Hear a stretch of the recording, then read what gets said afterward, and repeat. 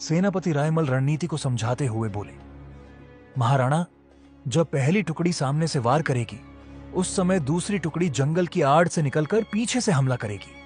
वे समझ भी नहीं पाएंगे कि घात कहां से आई। राणा सांगा गरजते हुए बोले, मलिक हुसैन को यह मैदान उसकी कब्र लगेगा। उसे समझ नहीं आएगा कि उसकी सेना की हार कहां से शुरू हुई और कब खत्म हो गई। और फिर रणभेरी बची। राजपूतों की पहली टुकड़ी ने सामने से हमला बोला। तलवारें टकराईं, भाले बरसे और गुजरात की सेना का मोर्चा डगमगाने लगा। पीछे से दूसरी और तीसरी टुकड़ी घने जंगलों से निकलकर आक्रमण पर टूट पड़ी।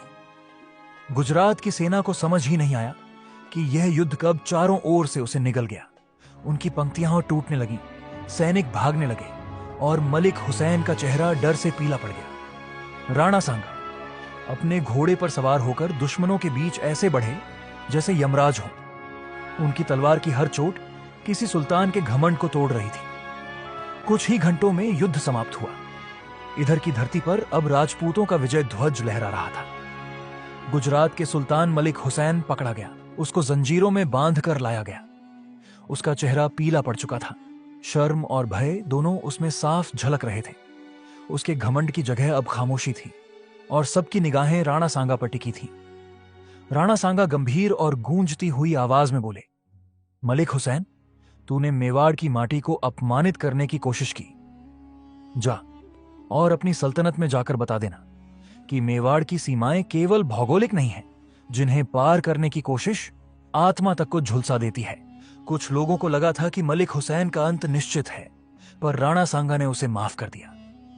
मेवाड़ की सीमाएं अब और भी मजबूत थीं और उसका प्रभाव अब गुजरात तक फैल चुका था। पर इससे भी बड़ी बात यह थी कि सांगा का नाम अब केवल एक योद्धा के रूप में नहीं, एक आदर्श राजा के रूप में लिया जाने लगा।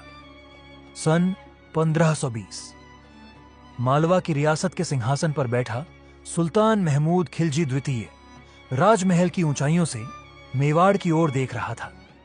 उसने सोचा कि राणा की सेना पहले ही इधर युद्ध से कमजोर है और पिछली हार की टसक अभी भी उसके मन में थी। उसकी आंखों में महत्वाकांक्षा और छल की मुस्कान थी।